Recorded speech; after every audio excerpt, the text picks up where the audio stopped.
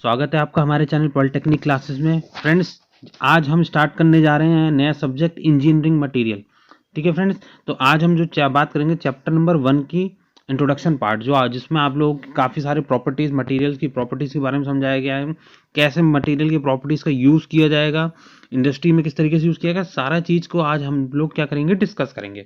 ठीक है, तो जो लोग नए हैं, चैनल को सब्सक्राइब नहीं किया बेटा, चैनल सब्सक्राइब कर ले, बेल आइकन को प्रेस कर ले, जिससे आपको नोटिफिकेशन हमारी वीडियोज़ की मिलती रहेगी फ्रेंड्स। और बाकी आप लोग हमारे टेलीग्राम चैनल पे जुड़ जाइएगा, जहाँ पर आपको सारी PDF, सारी इन्फॉर्मेशन हमारे चैनल से रिलेटेड, कौन सी वीडियो कब आने वाली, सारी इन्फॉर्मेशन आपको हमारे इस टेलीग्राम चैनल पर मिलेगी। तो फ्रेंड्स, अपने दोस्तों के साथ ज़्यादा से ज़्यादा शेयर कीजिएगा, जिससे आपको ये वीडियो मिल जाए। और आपको पता है आपके एग्जाम बहुत नज़दीक आ चुके हैं, तो ये वीडियो आपके लिए इंट्रोडक्शन जो वीडियो है, मैंने एक ही वीडियो में पूरा आपका ये चैप्टर जो है ये कवर कर लिया है।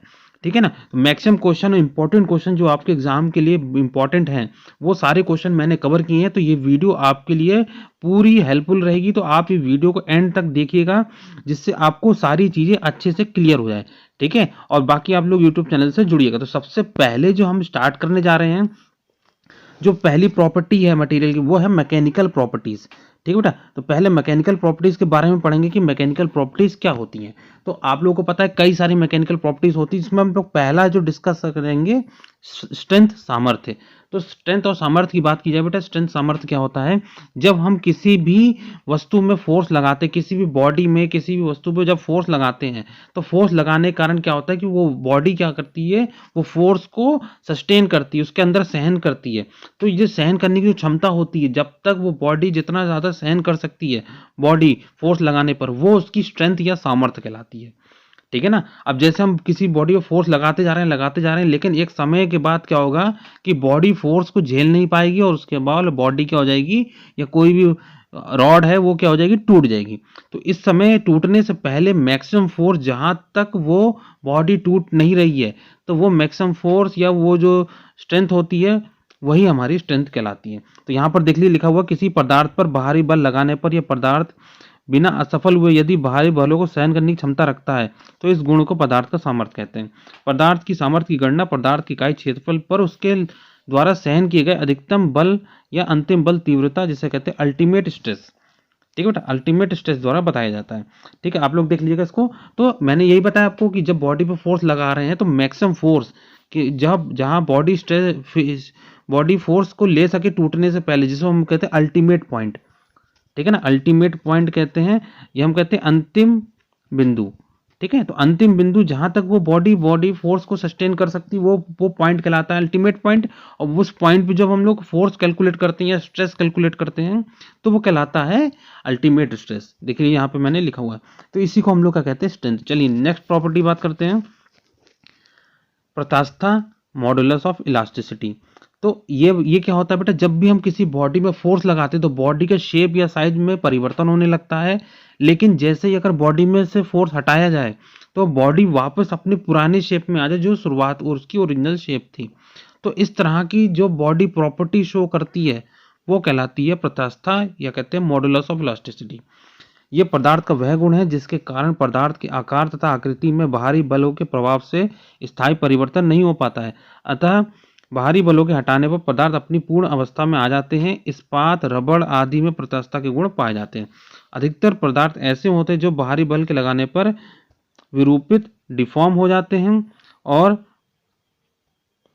बल हटाने पर अपनी स्थिति पे नहीं आते हैं।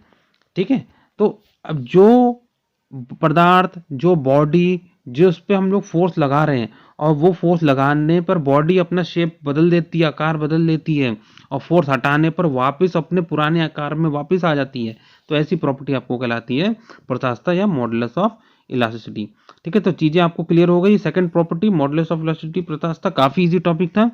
इसके बाद नेक्स्ट बात करते हैं प्लास्टिकता का, जिसे कहते हैं प्लास्टिसिटी। तो ये जस्ट अपोजिट होता है मॉडुलस ऑफ इलास्टिसिटी के। उसमें क्या था कि हम लोग फोर्स अप्लाई कर रहे हैं, और फोर्स चेंज हो रहा है उसके बॉडी की शेप में, और जैसे ही फोर्स हटा रहे हैं, तो बॉडी का शेप वापस आ जा रहा है। प्लास्टिसिटी जस्ट उल्टा होता है कि अगर जिस बॉडी पे फोर्स लगाया जाए, तो बॉडी का शेप चेंज होता है, और हटाने के बाद भी बॉडी वापस अपने ओरिजिनल शेप में नहीं आ पाती है। उसमें कुछ परमानेंट डिफॉर्मेशन या कहें एक चेंज बना रहता है, वापस वो चेंज हमारा कभी बदलता नहीं है। तो इस तरह की जो बॉडी होती है वो कहलाती है प्लास्टिक बॉडी, और जो बॉडी इस तरह की प्रॉपर्टी शो करती है उसे कहते हैं हम लोग प्लास्टिसिटी या प्लास्टिकता। यदि बाहरी बल को प्रत्यास्थ सीमा से अधिक लगाया जाता है, मतलब इलास्टिक लिमिट से ज़्यादा लगाया जाता है। देखो क्या होता है, जब भी हम बॉडी पर फोर्स इलास्टिक लिमिट से प्रत्यास्थ सीमा से अधिक लगाएंगे तभी बॉडी में क्या होगा, इलोंगेशन या बॉडी में एक परमानेंट चेंज बना रहेगा, वो बदलेगा नहीं। यदि बाहरी बल को प्रत्यास्थ सीमा से अधिक लगाया जाता है तो बल हटाने पर पदार्थ की आकृति में स्थायी परिवर्तन हो जाता है और पदार्थ अपनी आरंभिक स्थिति को प्राप्त नहीं करता है। पदार्थ के तापमान बढ़ाने पर प्लास्टिकता में वृद्धि होती है। उदाहरण जैसे रबड़ होता है, शीशा होता है, लेड जिसे कहते हैं क्ले होता है। तो इस तरह के जो पदार्थ होते हैं उनमें क्या होता है कि प्लास्टिसिटी प्रॉपर्टी ज़्यादा होती है। पदार्थ की प्लास्टिकता उसकी यील्ड, स्ट्रेन, हार्डनिंग तथा नेक फॉर्मेशन द्वारा प्रदर्शित की जाती है। तो बेटा होता क्या है, हम अगर बात की जाए प्लास्टिकता की तो उसमें क्या होता है, जब बॉडी पे इलास्टिक लिमिट से ज़्यादा फोर्स लगाते हैं तो बॉडी अपना ओरिजिनल शेप नहीं गेन पाती है, और अगर हम लोग प्लास्टिक इलास्टिक लिमिट से कम फोर्स लगाएं या उससे नीचे फोर्स लगाएं तो बॉडी अपना ओरिजिनल शेप गेन कर लेती है। तो वो मॉडुलस ऑफ इलास्टिसिटी। प्लास्टिसिटी में क्या होता है कि बॉडी अपना ओरिजिनल शेप गेन नहीं कर पाती अगर लिमिट इलास्टिक लिमिट से ज़्यादा फोर्स लगा रहे हैं। ठीक है बेटा, तो इसमें क्या होता है कि जब बॉडी पे फोर्स लगा रहे हैं तो इलास्टिक लिमिट से जब ज़्यादा फोर्स लगा रहे हैं तो बॉडी पे फोर्स हटाने पर वापस ओरिजिनल शेप हमारा नहीं ले पाता है और उसमें परमानेंट डिफॉर्मेशन हो जाता है। ठीक है, तो जैसे इस तरह के ये पदार्थ वो वाले पदार्थ होते हैं जिसमें हमें स्ट्रेन हार्डनिंग रीजन नजर आता है। ठीक है, जैसे मैं आपको एक ग्राफ बना के दिखाऊंगा तो उसमें आपको चीज़ें क्लियर हो, जैसे ये समझिए, जैसे यहाँ पर ये ग्राफ है हमारा, ये स्ट्रेस है, ये स्ट्रेन है। तो जैसे हम लोगों ने किसी का भी ग्राफ बनाया, जैसे स्टील का बनाया, रबड़ का बनाया, तो ये रीजन हमारा इलास्टिक रीजन होता है। ये जो रीजन होता है हमारा इलास्टिक रीजन होता है। इसके बाद से ये जो रीजन होता है हमारा प्लास्टिक रीजन होता है। ठीक है, अब देखिए क्या होता है कि यहाँ इसके बाद प्लास्टिसिटी शुरू होती है और शुरू होने के साथ यहाँ तक जाती है। तो ये जो रीजन कहलाता है, ये कहलाता है स्ट्रेन हार्डनिंग रीजन। ठीक है, ये ध्यान रखिएगा, ये रीजन कहलाता है स्ट्रेन हार्डनिंग रीजन। इस रीजन में क्या होता है, प्लास्टिसिटी प्रॉपर्टी आनी शुरू हो जाती है बॉडी के अंतर्गत। ठीक है, और नेक फॉर्मेशन बनने इसी रीजन में, जो मैंने अभी स्ट्रेन हार्डनिंग रीजन बताया, इसी में नेक रीजन हमारा बनने शुरू हो जाता है। ठीक है, तो ये कहलाती है हमारी प्लास्टिसिटी। नेक्स्ट फोर्थ जो प्रॉपर्टी है, मैकेनिकल प्रॉपर्टी है तन्यता, डक्टिलिटी, सभी को पता है। डक्टिलिटी क्या होता है, डक्टिलिटी में क्या होता है कि किसी भी पदार्थ को हम लोग इजीली से जब पतले वायर, एक थिन वायर के रूप में बना सकते हैं जिस भी मटेरियल को, तो ऐसी मटेरियल हमारे कहलाते हैं डक्टाइल मटेरियल। और ये प्रॉपर्टी जो मटेरियल शो करते हैं वो हमारे डक्टिलिटी कहलाती है, जिसे तन्यता हम लोग कहते हैं। इस गुण के कारण धातु को पतले तार के रूप में खींचा जा सकता है। किसी पदार्थ की तन्यता टूटने से पूर्व प्रतिशत लंबाई में वृद्धि, जिसे हम लोग कहते हैं परसेंटेज इलोंगेशन, द्वारा प्रकट की जाती है। जिनकी तन्यता अधिक होती है उनकी लंबाई में प्रतिशत वृद्धि भी अलग होती है। तो अभी मैं आपको परसेंटेज इलोंगेशन के बारे में बताऊंगा, पूरा डिटेल में एक्सप्लेन करूंगा कि परसेंटेज इलोंगेशन क्या होता है। बाकी आप लोग समझ लीजिएगा। डक्टिलिटी की बात की जाए तो जब हम लोग थिन वायर, पतले वायर के रूप में बनाते हैं, जैसे हमारा वो होता है गोल्ड होता है, सोना होता है, तो गोल्ड क्या होता है, ये सबसे ज़्यादा डक्टाइल होता है, ये बहुत सबसे ज़्यादा डक्टाइल होता है। इसको हम लोग आसानी से और इजीली पतले वायर के रूप में बना सकते हो। ध्यान रखिएगा, अगर एग्जाम्पल आ जाए, अगर एग्जाम्पल लिखना हो तो गोल्ड आप लोग लिख सकते हैं, gold is most ductile material. ठीक है, अब इसके बाद नेक्स्ट प्रॉपर्टी की बात करते हैं। नेक्स्ट प्रॉपर्टी हमारा है भंगुरता की, जिसे हम लोग कहते हैं ब्रिटलनेस। तो भंगुरता क्या होती है, जब कोई पदार्थ फोर्स को रेजिस्ट ना कर सके, फोर्स का विरोध ना कर सके और थोड़ा सा भी अधिक फोर्स लगाने पर वो बॉडी तुरंत टूट जाए। ठीक है, तो इस तरह की जो बॉडी होती है, इस तरह की जो बॉडी जो प्रॉपर्टी शो करती है वो हमारी कहलाती है भंगुरता, ब्रिटलनेस। पदार्थ की भंगुरता का ऐसा गुण जिसके कारण पदार्थ प्रत्यास्थ सीमा के बाहर लंबाई में वृद्धि का विरोध करता है। तन्य और भंगुर पदार्थों को प्रतिशत प्लास्टिक विकृति, जिसे हम लोग कहते हैं परसेंटेज प्लास्टिक स्ट्रेन के आधार पर निम्न प्रकार से वर्गीकृत किया जाता है।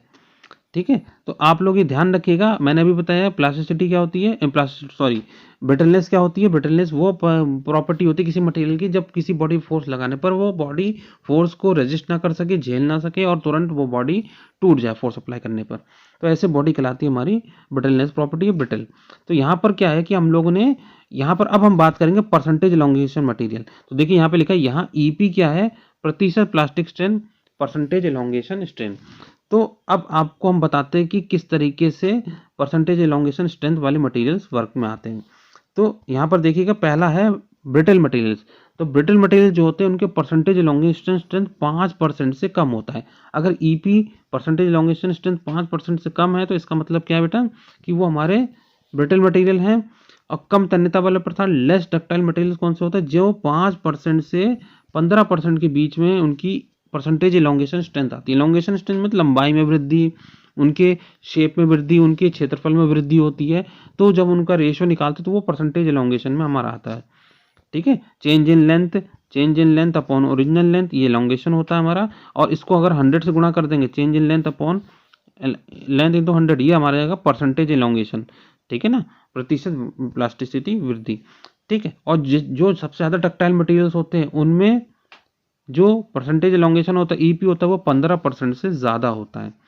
ठीक है, तो ये चीज़ आप लोग ध्यान रखिएगा। तो इससे हमें पता चलता है कि कौन से मटेरियल हमारे डक्टाइल हैं, कौन से मटेरियल हमारे ब्रिटल हैं। तो ये परसेंटेज एलोंगेशन मटेरियल से हमें पता चल जाएगा कि कौन से मटेरियल हमारे डक्टाइल है, कौन से मटेरियल हमारे ब्रिटल हैं। चलिए देखिए, यहाँ से भी हमें ये मैंने आपको एक डायग्राम बना रखा है जो आपको ये चीज़ें बताएगा। तो देखिए इधर क्या है, तनाव प्रतिबल, ठीक है, टेंसाइल स्ट्रेस है इधर की तरफ, और इधर की तरफ है तनाव विकृति, टेंसाइल स्ट्रेन। अब यहाँ पर मैंने क्या किया, कई सारे मटेरियल्स का ये ग्राफ बना रखा है। इसमें देखिए बेटा 0 से स्टार्टिंग है, ये तनाव विकृति mm पर mm में, ठीक है ना, यूनिटलेस होता है mm पर mm। और इधर ध्यान रखिएगा तनाव प्रतिबल MPa मेगा पास्कल में इसको बना रखा है। अब यहाँ पर ये देखिए आप लोग को कई सारे मटेरियल है, ये प्लास्टर ऑफ पेरिस है, सीमेंट कंक्रीट है, सिलिकेट है, कास्ट आयरन है, टंगस्टन कार्बाइड है। ठीक है, अब यहाँ पे सबका ग्राफ हम लोग ने बना रखा है कि टेंशन अगर फोर्स अप्लाई, स्ट्रेस अप्लाई कर रहे हैं और स्ट्रेन अप्लाई कर रहे हैं टेंसाइल स्ट्रेन पे, तो हर एक प्रॉपर्टी अपना अपना नेचर शो करती है। पहला है हमारा ये जो ग्राफ शो कर रहा है, पहला ग्राफ ये प्लास्टर ऑफ पेरिस का है, जो फोर्स जो रजिस्ट कर सकता है 2.4 मेगापास्कल। इसके बाद है सीमेंट कंक्रीट। सीमेंट कंक्रीट क्या होता है, पहले सीधा जाता है फिर ऐसे जाता है। ठीक है, तो इसका सीमेंट कंक्रीट है 2.6 मेगापास्कल, इस पे स्ट्रेंथ है। उसके बाद है यहाँ पर देखिए ये वाली लाइन जो है जा रही, कास्ट आयरन की लाइन जा रही है, कास्ट आयरन 250 मेगापास्कल। ठीक है, इसके बाद हमारा है सिलिकेट। सिलिकेट ये आप देखिए बीच में हल्की सी लाइन है, सिलिकेट की लाइन 50 मेगापास्कल। ठीक है, इसके बाद नेक्स्ट लास्ट वाला है टंगस्टन कार्बाइड, ये टंगस्टन कार्बाइड ये वाला हमारा है, इसमें देख लीजिए 1300 मेगापास्कल। सबसे ज्यादा फोर्स कौन सा ले रहा है, ये ले रहा है। तो सबसे कम फोर्स हमारा जो सस्टेन कर रहा है, तनाव प्रतिबल सबसे कम प्लास्टर ऑफ पेरिस में है और सबसे ज्यादा हमारा टंगस्टन कार्बाइड में है। तो इसका मतलब क्या है बेटा, जो जितना ज्यादा फोर्स रेजिस्ट कर सक रहा है, जैसे टंगस्टन कार्बाइड का सबसे ज्यादा फोर्स रेजिस्ट कर रहा है, तो ये हमारा क्या होगा, ये हमारा डक्टाइल मटेरियल ज्यादा होगा। ये ध्यान रखिएगा बेटा, इनमें इलोंगेशन कम हो रहा है। देखिए ना यहाँ पर क्या है, तनाव विकृति स्ट्रेन जो डेवलप पूरी कम हो रही है लेकिन स्ट्रेस ज्यादा हो रही है टंगस्टन कार्बाइड के लिए। तो ये मटेरियल हमारा सबसे ज्यादा डक्टाइल होगा। अगर प्लास्टर ऑफ पेरिस की बात की जाए तो प्लास्टर ऑफ पेरिस में इलोंगेशन देख रहे हैं कितना ज्यादा हो रहा है, तनाव विकृति स्ट्रेन कितनी ज्यादा डेवलप हो रही है, और स्ट्रेस देख लीजिए कितना कम हो रहा है। तो ये हल्का सा भी 2.4 या इससे थोड़ा सा भी ज्यादा फोर्स लगाएंगे तुरंत ये हमारा टूट जाएगा। तो ये हमारा क्या है, ये ब्रिटल मटेरियल है। तो ये आप लोग ध्यान रखिएगा, plaster of Paris is brittle material और tungsten carbide is ductile material. तो ये चीज आप लोग ध्यान रखिएगा। ठीक है, और बाकी उसके बाद क्या है, यहाँ पर डक्टिलिटी ज्यादा, यहाँ पे ब्रिटलनेस कम। तो इधर नीचे आते आते डक्टिलिटी कम होती जाएगी, इधर आते आते ब्रिटलनेस हमारी कम होती चली जाएगी। ठीक है, कास्ट आयरन की बात की जाए तो कास्ट आयरन भी हमारा ब्रिटल मटेरियल में आता है। ये इसमें भी देखिए फोर्स डक्टाइल मटेरियल में आता है। इसमें 250 मेगापास्कल मैक्सिमम फोर्स सस्टेन कर सकता है ये। तो ये इससे कम होगा डक्टाइल। ठीक है ना, तो ये डक्टाइल सबसे ज्यादा, इसके बाद ये कम है। सिलिकेट की बात की जाए तो सिलिकेट उससे भी कम डक्टाइल मटेरियल है। ठीक है ना, अगर प्लास्टर ऑफ पेरिस की बात की जाए तो ये ब्रिटल मटेरियल है, और सीमेंट कंक्रीट की बात की जाए तो ये भी हमारा कैसा है, ब्रिटल मटेरियल। तो आपको ये चीजें क्लियर हो रही हैं ग्राफ के थ्रू, जिसमें आपको पता चलना है कि कौन सा मटेरियल डक्टाइल है, कौन सा मटेरियल ब्रिटल है। अगर इधर की तरफ फोर्स ज्यादा अप्लाई हो रहा है तो डक्टाइल मटेरियल होता है, इधर की तरफ स्ट्रेन ज्यादा डेवलप हो रहा है तो ब्रिटल मटेरियल के अंतर्गत आता चला जाता है। ठीक है फ्रेंड्स, तो ये आप लोग चित्र को पूरा फिगर को याद रखिएगा। इसके आगे चलिए नेक्स्ट बात करते हैं। जो छठी प्रॉपर्टी है मैकेनिकल प्रॉपर्टी, वो है कठोरता और हार्डनेस। तो अगर हम बात की जाए कोई मटेरियल हार्ड है, कोई मटेरियल हार्ड नहीं है, तो ये कैसे पता चलता है बेटा, जब हम किसी भी बॉडी के सरफेस पे कोई खरोच के निशान, कोई घिसते हैं, कोई चिन्ह लगाते हैं या रेती चलाते हैं, मशीन करते हैं, तो मशीन करते समय वो जो बॉडी है सरफेस पे निशान लगाने का, खरोंच निशान लगाने का विरोध करती है वो बॉडी। तो वो जो विरोधनेस है, ये जो रेजिस्टेंस है, ये हमारा कहलाता है हार्डनेस। जिसमें जितना ज़्यादा फोर्स लगाने पर टूटेगा या उसमें सरफेस अप्लाई होगा, सरफेस में खरोंच के निशान लगेंगे, स्क्रैचेस लगेंगे, तो वो मटेरियल की हार्डनेस उतनी ज़्यादा होगी। और जिसमें आसानी से स्क्रैच लग जाएंगे, खरोंच लग जाएंगे, तो वो मटेरियल उतना ही कम हार्ड होगा। ठीक है, तो यहाँ से पता चल रहा है कठोरता पदार्थ का वह गुण है जिसके कारण पदार्थ घिसावट, रेती चलाना, खरोंच, चिन्हन और मशीनन आदि का विरोध करता है। इस गुण के कारण धातु अपने सतह पर अन्य पदार्थों के प्रवेश करने में रोकने में समर्था प्रकट करती है। पदार्थ की कठोरता ज्ञात करने के लिए पदार्थ की सतह पर इंडेंटर का प्रवेश धीरे धीरे भार बढ़ाने के अंतर्गत किया जाता है। तो आपको मैंने अभी बताया, जिस सरफेस पे खरोंच अप्लाई कर रहे हैं उस पे लगाने पे ज़्यादा फोर्स अप्लाई हो रहा है। ठीक है, वो बॉडी क्या करती है, वो जो खरोंच या स्क्रैचेस अप्लाई कर रहे हैं हम लोग, उसका विरोध करती है। ठीक है, तो अगर हम लोग इंडेंटर क्या एक पॉइंट है, पॉइंटर टूल है, पॉइंटर टूल से हम लोग क्या कर रहे हैं, सरफेस पे लगा रहे हैं। तो जो पदार्थ जितना कठोर होगा, इंडेंटर का प्रवेश उतना ही कम होगा, वो उतना ही कम बॉडी के अंतर्गत जाएगा। कठोरता का जो मापन होता है वो BHN रॉकवेल यूनिट में मापा जाता है। मतलब ब्रिनल हार्डनेस नंबर और रॉकवेल नंबर में हम लोग क्या करते हैं, कठोरता को मेजर करते हैं। यूनिट है ये, ठीक है, ध्यान रखिएगा। चलिए नेक्स्ट बात करते हैं कड़ापन, जिसे हम लोग कह रहे हैं टफनेस। ये पदार्थ की समर्था का गुण है जिसके कारण पदार्थ टूटने का विरोध करता है। देखिए क्या होता है कि जब हम किसी बॉडी पर फोर्स लगाते हैं, ठीक है, तो हम लोग कहते हैं कि एक बॉडी हमारी हार्ड है, एक बॉडी हमारी टफ है। तो इन दोनों में अंतर क्या होता है, हार्डनेस सरफेस प्रॉपर्टी है। ठीक है बेटा, ये ध्यान रखिएगा, हार्ड क्या है, हार्डनेस, हार्ड, ये कठोर जो है वो सरफेस प्रॉपर्टी है, सतह से हम देख के पता लगा सकते हैं। लेकिन टफनेस क्या है, मटेरियल की इंटरनल प्रॉपर्टी है। हम मटेरियल के अंदर की वेरिएशन करेंगे, चेंजेस करेंगे मटेरियल के इंटरनल सरफेसेस में, तब जाके हमें कड़ापन या टफनेस पता चलेगा। तो जब हम किसी बॉडी पे फोर्स लगाते हैं तो बॉडी पे फोर्स अप्लाई होता रहता है, बॉडी फोर्स को सहन करती रहती है, लेकिन एक लिमिट तक ही बॉडी क्या करेगी, सहन करेगी, उसके बाद बॉडी क्या होगी, टूट जाएगी। तो जितनी देर तक बॉडी फोर्स के सहन करती है और जो ऊर्जा या एनर्जी स्टोर करती है टूटने से पहले तक, वो जो टोटल एनर्जी स्टोर करती है फोर्स अप्लाई करने के दौरान, तो वो जो टोटल एनर्जी है उसी को हम लोग टफनेस कहते हैं। हम लोग टफनेस एनर्जी के बेसिस पे मेजर करते हैं। यह पदार्थ की समर्था का गुण है जिसके कारण पदार्थ टूटने का विरोध करता है। इस गुण के कारण पदार्थ को बिना विभंजन किए मरोड़ा या मोड़ा जा सकता है। इस गुण के कारण पदार्थ में झटके सहन करने की जो क्षमता होती है उत्पन्न हो जाती है। पदार्थ को विभंजन बिंदु तक प्रतिबलित किया जाए तो पदार्थ में इकाई आयतन द्वारा अवशोषित ऊर्जा की मात्रा से कड़ापन मापा जाता है। जो मैंने अभी आपको बताया कि एनर्जी जितनी भी एब्जॉर्ब होती पर यूनिट वॉल्यूम, 1 मीटर क्यूब हमारे बॉडी है, उसमें अगर हम लोग फोर्स अप्लाई कर रहे हैं और जितनी भी एनर्जी वो एब्जॉर्ब हो रही टूटने से पहले, फ्रैक्चर पॉइंट से, विभंजन बिंदु से पहले, तो वो हमारी कहलाती है टफनेस या इसे कहते हैं कड़ापन। चलिए नेक्स्ट प्रॉपर्टी नंबर 8 8वीं मैकेनिकल प्रॉपर्टी है मैलिबिलिटी, आघात वर्धता। तो ये क्या होता है, जब हम किसी भी बॉडी को पर्टिकुलर पतली शीटों में जब हम लोग बना लेते हैं तो हम लोग उसे कहते हैं वो मटेरियल हमारा मेलिएबल है, आघात वर्धक है। ठीक है ना। इस गुण के कारण पदार्थ को बिना टूटे, हथौड़ों की चोट या रोलिंग द्वारा पतली शीटों में परिवर्तित किया जाता है। तापक्रम बढ़ने पर आघात वर्धता में वृद्धि होती है। सोना सबसे अधिक आघात वर्धक माना जाता है। ठीक है बेटा, तो ये चीज आपको क्लियर हो गई। जब हम पतली मेटल की शीट्स पर हम लोग आसानी से बना सकते हैं। आपने सुना है पतली आयरन की शीट आती है, लोहे की शीट्स आती है ना, तो वो कैसी होती है, मेलिबल्स होती हैं। ठीक है ना, हम लोग पतले बना रहे हैं, तापमान बढ़ाने पर ये आघात वर्धता मेलिबिलिटी क्या होती है, बढ़ती है। ठीक है, सोना क्या होता है, जो गोल्ड होता है वो सबसे ज्यादा मेलिबल होता है और डक्टाइल भी होता है। ध्यान रखिएगा, दोनों चीज होती है गोल्ड में।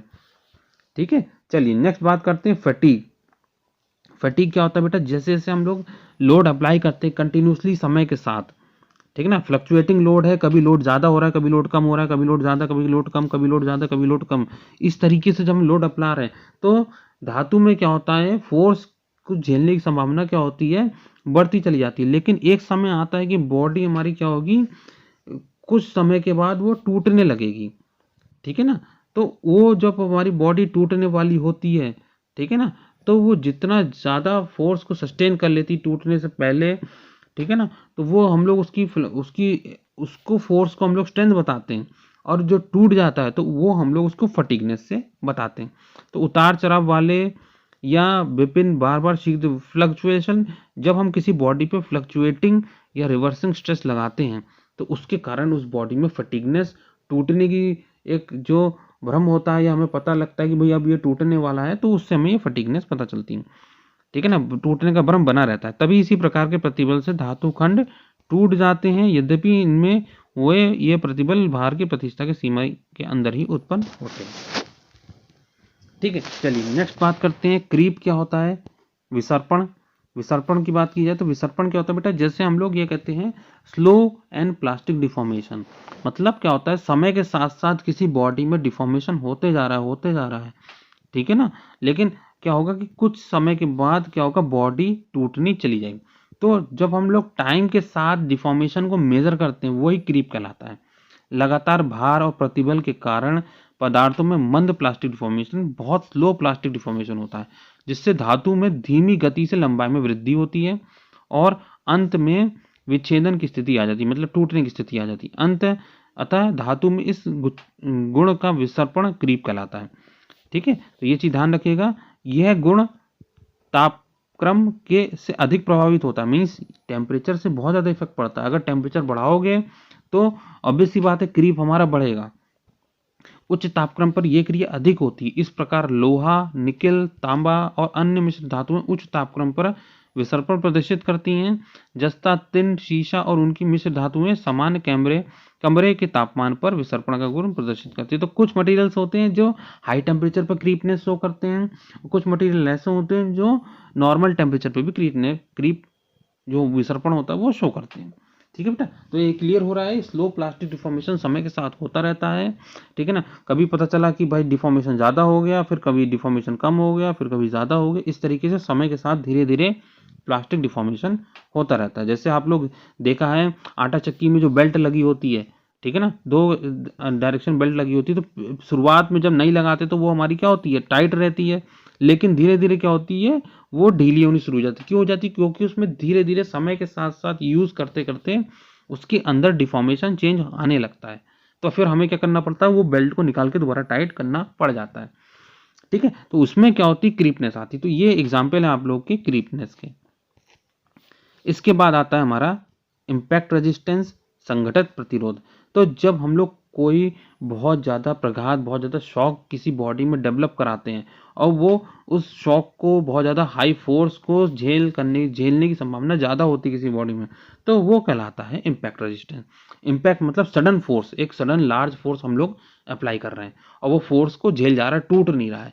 ठीक है ना, अगर टूट जाएगा तो इम्पैक्ट रेजिस्टेंस 0 हो जाएगा और नहीं टूटेगा तो इम्पैक्ट रेजिस्टेंस उसके अंतर्गत होगा। वह गुण जिसके कारण धातु भारी प्रघात सहन करने में समर्थ होती है संघटित प्रतिरोध कहलाता है। किसी पदार्थ के नमूने की इकाई क्षेत्रफल पर अपवर्तन शीयर करने हेतु आवश्यक ऊर्जा की मात्रा को संघटित सामर्थ्य कहते हैं। ठीक है ना, संघटित सामर्थ्य जो होता है हमारा, इसका संबंध हमारा सीधे किससे होता है, कड़ापन से होता है। देख लीजिएगा, कड़ेपन से होता है। मतलब क्या होता है कि जब हम लोग किसी बॉडी पे फोर्स अप्लाई कर रहे हैं, देखो बॉडी पे फोर्स 2 तरीके से अप्लाई कर सकते हैं। अगर ये बॉडी है तो बाहर से लगा सकते हैं फोर्स, ठीक है बेटा, बाहर से फोर्स लगा सकते हैं, ठीक, बाहर से फोर्स लग सकता है, या फोर्स हमारा अंदर से बाहर की ओर लग सकता है, इस तरीके से। ठीक है ना, तो जब अंदर से बाहर की ओर लगेगा तो ये कहलाएगा हमारा टेंसाइल फोर्स, ठीक है ना, और बाहर से अंदर की ओर लगेगा तो ये कहलाएगा कंप्रेसिव। तो इम्पैक्ट स्ट्रेंथ भी जो होती है, रेजिस्टेंस होती है, ये भी हमारी किस तरीके से होती है, 2 तरीके से होती है, कंप्रेसिव या टेंसाइल। ठीक है ना, तो ध्यान रखिएगा, संगठन सामर्थ्य का संबंध कड़ेपन से होता है। दाब या तनाव बल, तनन बल, ठीक है, दाब या प्रेशर कंप्रेसिव कह रहे हैं, तनन बल में टेंसाइल फोर्स कह रहे हैं। ठीक है, दोनों चीजों को हम लोग इम्पैक्ट करा के तो विभंजन करने के लिए आवश्यक सामर्थ्य को हम लोग कहते हैं दाब संगठन सामर्थ्य, कंप्रेसिव इम्पैक्ट स्ट्रेंथ और तनन सामर्थ्य स्ट्रेंथ कहते हैं। ठीक है ना, तो ये चीजें क्लियर हो रही हैं आप लोगों को। इम्पैक्ट स्ट्रेंथ, अभी तक हम लोग सारी मैकेनिकल प्रॉपर्टीज पढ़ना, ये 12th मैकेनिकल प्रॉपर्टी है स्टिफनेस। किसी पदार्थ की प्रत्यास्थ सीमा के अंतर्गत बल लगाने से उत्पन्न विरूपण या झुकाव का विरोध करने में जो सामर्थ्य होता है वो दुर्निर्भरता, ये हम लोग स्टिफनेस कहते हैं।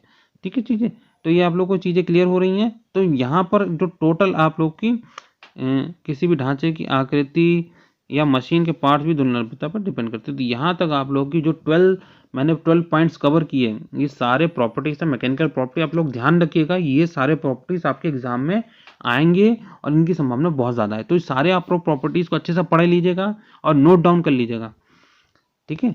इसके बाद हम लोग बात कर रहे हैं थर्मल प्रॉपर्टीज की। सेकंड प्रॉपर्टी हमारी है थर्मल प्रॉपर्टी। उसमें पहला पॉइंट है हमारा विशिष्ट ऊष्मा, जिसे हम लोग कहते हैं स्पेसिफिक हीट। तो स्पेसिफिक हीट क्या होती है? किसी भी बॉडी की बात की जाए, किसी भी पदार्थ की बात की जाए, अगर हम लोग उसको 1 किलोग्राम लेते हैं और हम लोग उसके 1 डिग्री सेल्सियस का टेम्परेचर तापमान बढ़ाते हैं, तो उसको बढ़ाने पे जितनी भी ऊष्मा लगेगी, 1 किलोग्राम के बॉडी को 1 डिग्री सेल्सियस बढ़ाने पे जितनी भी ऊष्मा लगेगी, वही हमारी क्या कहलाती है? विशिष्ट ऊष्मा, स्पेसिफिक हीट, ठीक है ना। इसे हम लोग कैलोरी ग्राम पर डिग्री सेल्सियस या जूल पर केजी डिग्री सेल्सियस, ध्यान रखिएगा, इससे भी मेजर किया जाता है, या कैलोरी पर ग्राम पर डिग्री सेल्सियस पे भी मेजर करते हैं, ठीक है। तो दोनों चीज पे किया जाता है। यहाँ पे लिख लीजिएगा जूल पर केजी पर डिग्री सेल्सियस यूनिट होती है। किसी पदार्थ की इकाई तापमान का इकाई 1 डिग्री सेंटीग्रेड तापमान बढ़ाने पर जितनी ऊष्मा आवश्यकता होती है वो पदार्थ की विशिष्ट ऊष्मा कहलाती है। इसकी इकाई कैलोरी ग्राम पर डिग्री सेल्सियस या कैलोरी किलोग्राम पर डिग्री सेल्सियस हमारी होती है। चलिए, उसके बाद क्या है? नेक्स्ट है सेकंड जो हमारी थर्मल प्रॉपर्टी है, ऊष्मीय क्षमता, थर्मल कैपेसिटी। किसी पिंड का तापमान 1 डिग्री सेल्सियस बढ़ाने में जितनी ऊष्मा, अब किसी भी वस्तु का अगर हम लोग 1 डिग्री सेल्सियस तापमान बढ़ा रहे हैं तो उसमें जितनी वस्तु पे ऊष्मा लगेगी वो हमारी कहलाएगी ऊष्मीय क्षमता या थर्मल कैपेसिटी।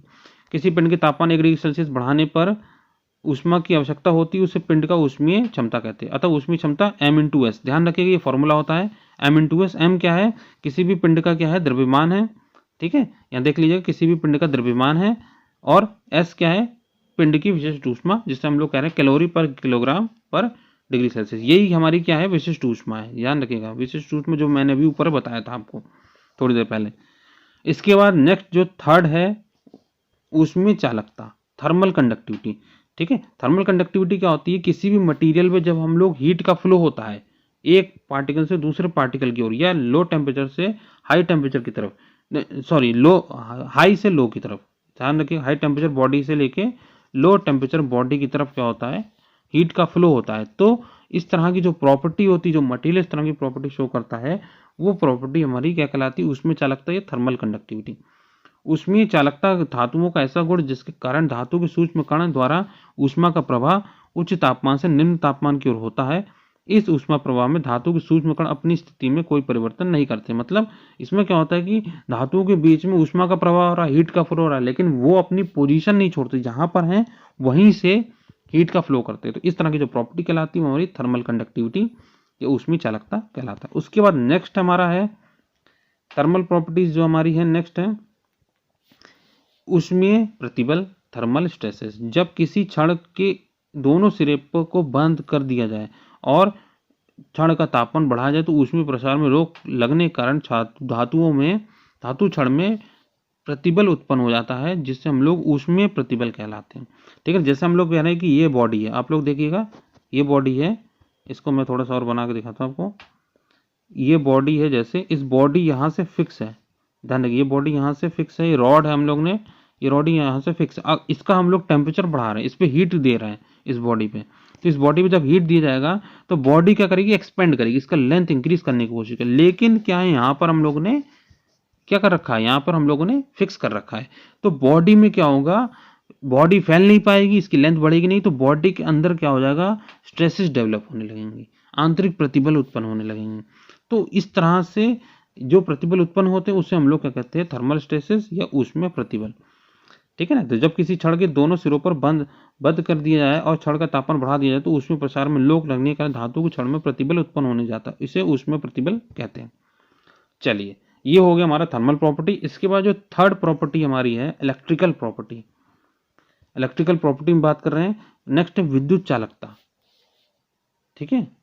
विद्युत चालकता या इलेक्ट्रिकल कंडक्टिविटी, तो मतलब क्या होता है? जब हम किसी भी बॉडी में करंट फ्लो कर रहे हैं, जैसे मान लो ये रॉड है, इसमें हम लोग करंट फ्लो करा रहे हैं, ठीक है ना, ये वायर के थ्रू हमारा अटैच है, इसमें करंट फ्लो कर रहा है और ये करंट इजीली फ्लो कर जा रहा है, तो ये जो मटेरियल है ये इलेक्ट्रिकल कंडक्टिव मटेरियल है।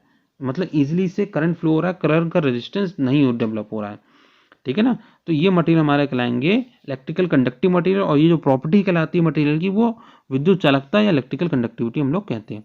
तो देख लीजिए, जो पदार्थ विद्युत प्रवाह में प्रतिरोध नहीं करते हैं विद्युत सुचालक कहलाते हैं। अतः विद्युत चालकता में वृद्धि के लिए आवश्यक है कि पदार्थ का विद्युत प्रतिरोध बहुत कम हो। विद्युत चालकता विद्युत प्रतिरोधकता का विलोम है, ये आपको पता ही है। इलेक्ट्रिकल रेजिस्टिविटी होती है, इलेक्ट्रिकल कंडक्टिविटी एक दूसरे के रिवर्स में होती है। अगर हम लोग इलेक्ट्रिकल कंडक्टिविटी की बात की जाए, electrical conductivity is equal to 1 upon resistivity. ठीक है, ये चीज ध्यान रखिएगा। नेक्स्ट वही चीज पूछा गया है, विद्युत प्रतिरोधकता इलेक्ट्रिकल मत जस्ट उल्टा, उसमें इजीली करंट फ्लो हो रहा था, इसमें करंट इजीली फ्लो ना हो पाए, जिसमें प्रतिरोध उत्पन्न हो, करंट फ्लो ना कर पाए जिस बॉडी में, वैसी बॉडी हमारी कहलाएंगी इलेक्ट्रिकल रेजिस्टिव बॉडी, और वो प्रॉपर्टी हमारी कहलाएगी इलेक्ट्रिकल रेजिस्टिविटी, विद्युत प्रतिरोधकता। विद्युत प्रतिरोधकता पदार्थ के विशेष गुण है, ये गुण जिस पदार्थ के चालक का बना होता है उसके कारण होता है। प्रतिरोधकता पदार्थ का वह विद्युतीय गुण है जिसके कारण पदार्थ विद्युत प्रवाह का विरोध करता है। ठीक है, इलेक्ट्रिक करंट का फ्लो रोकने में वो मदद करता है। तो इस तरह की जो प्रॉपर्टी कहलाती है वो हमारी कहलाती है इलेक्ट्रिकल रेजिस्टिविटी। नेक्स्ट है डाइलेक्ट्रिक स्ट्रेंथ। ठीक है, डाइलेक्ट्रिक स्ट्रेंथ देख लीजिएगा, ये पदार्थ की उच्च वोल्टता का विरोध अविरोधकता सामर्थ्य प्रदर्शित करता है।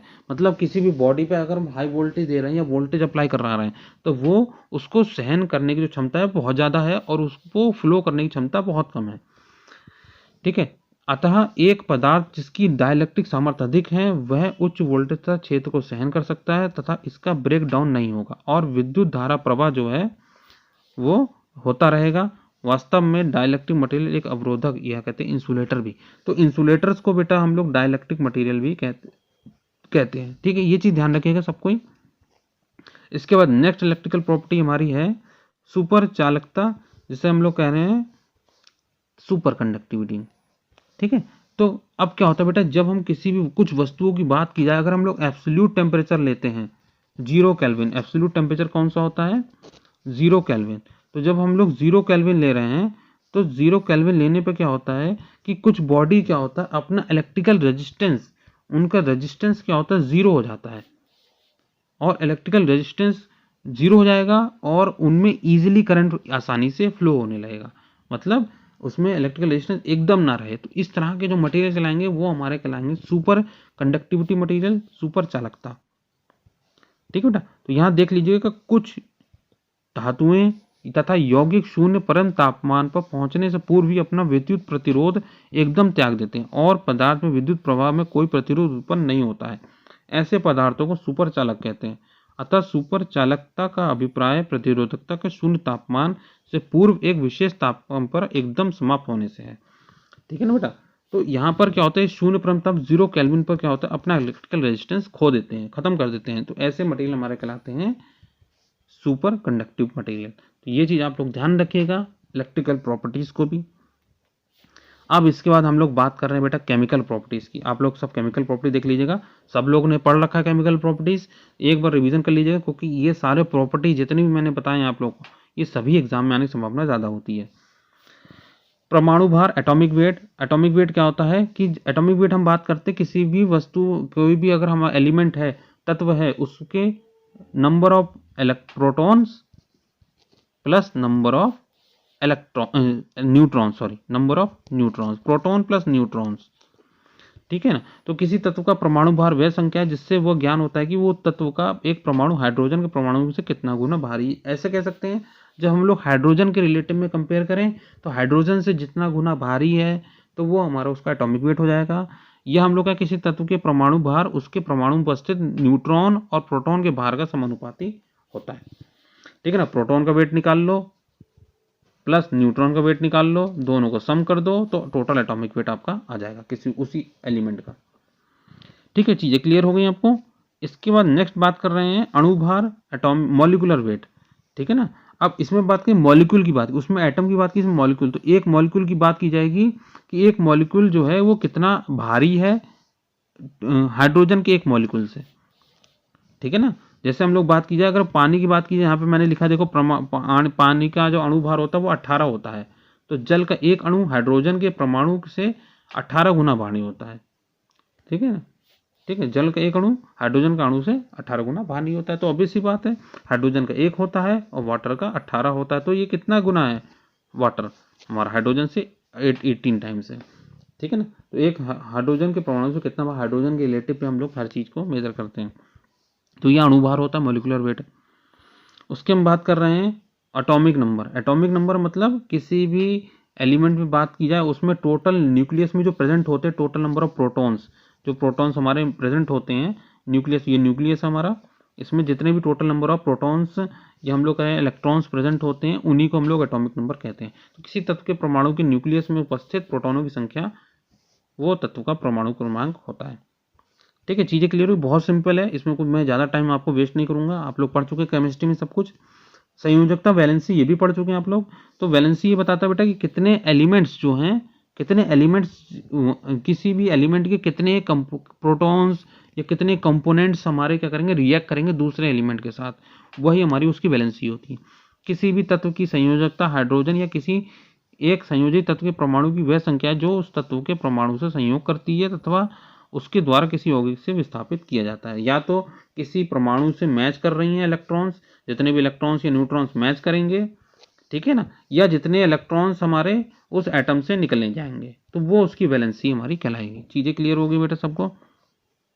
इसके बाद है कोरोजन रेजिस्टेंस।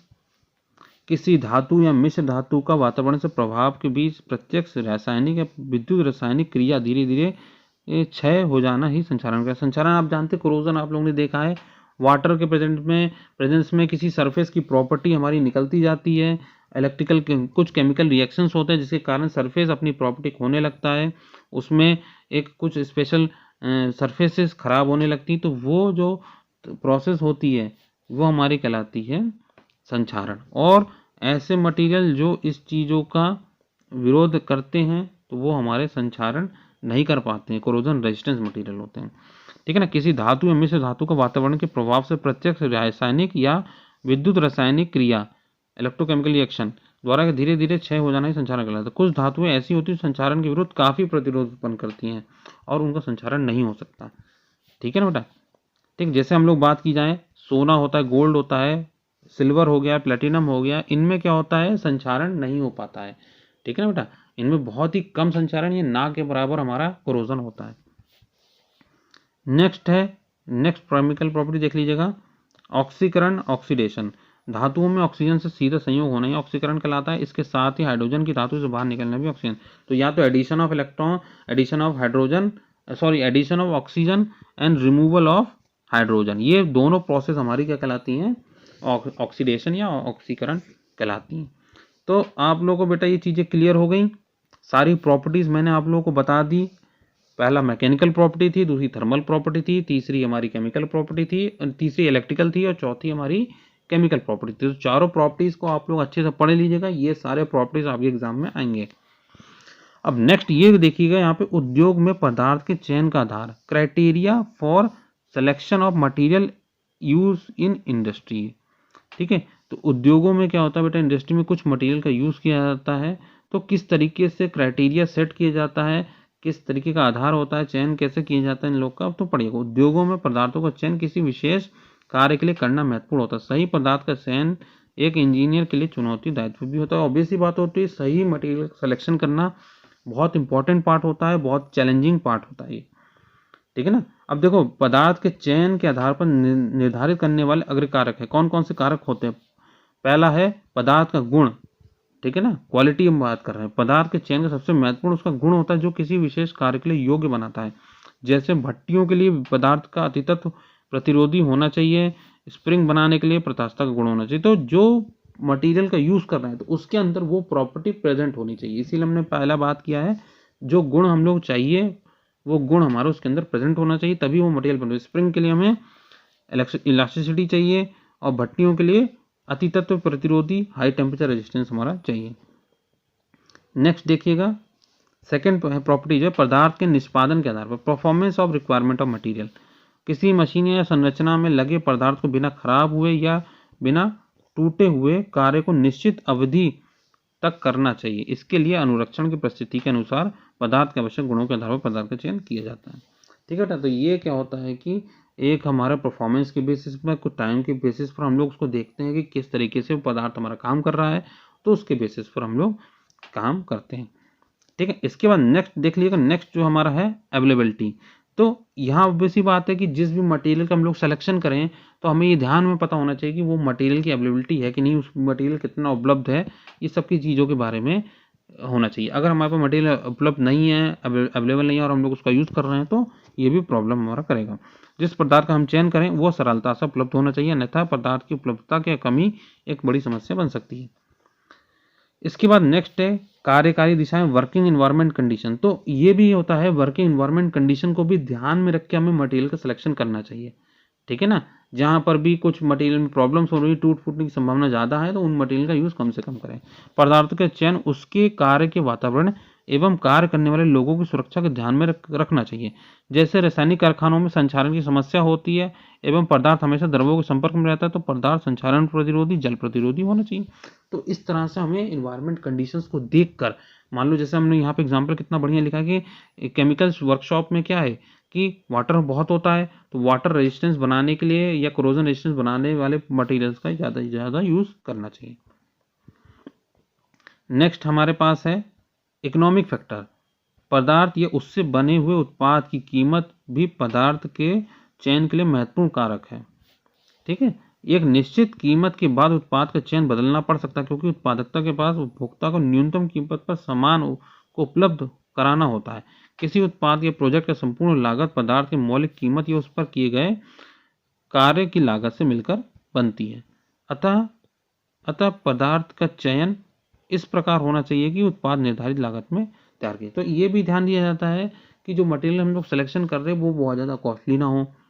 ठीक है ना, अगर वो मटेरियल ज़्यादा कॉस्टली होगा तो उससे क्या होगा कि मटेरियल पे जो लागत है वो बढ़ जाएगी, और हमें चाहिए कि हमें जिस भी कस्टमर को देना है उसको हम लोग को लो कॉस्ट में देना पड़ेगा, तभी वो प्रोडक्ट को क्या करेगा, एक्सेप्ट करेगा। ठीक है, तो ये सब चीज़ ध्यान में रखा जाता है प्रोडक्ट को यूज़ करते समय। नेक्स्ट है अपशिष्ट का भंडारण और निस्तारण एवं पुनर्चक्रण, storage of disposal of waste and recycling. पदार्थ के चयन में आजकल ये महत्वपूर्ण कारक है, ये पर्यावरण की समस्या बन सकती है, जैसे न्यूक्लियर ऊर्जा के पदार्थ को चयन। तो आप लोगों को ये भी देना है कि कोई मटेरियल अगर वेस्ट हो रहा है, डिस्पोज हो रहा है, वेस्ट निकल रहा है उसका, तो उसका किस तरीके से वेस्ट का यूज़ कर सके, रिसाइकलिंग कर सके, इस चीज़ों के बारे में भी हमें ध्यान में देना चाहिए। ठीक है बेटा, तो ऐसे पदार्थों को चयन करें जिसको हम लोग आसानी से रिसाइकिल कर सकें, आसानी से हम लोग उसका यूज़ कर सकें।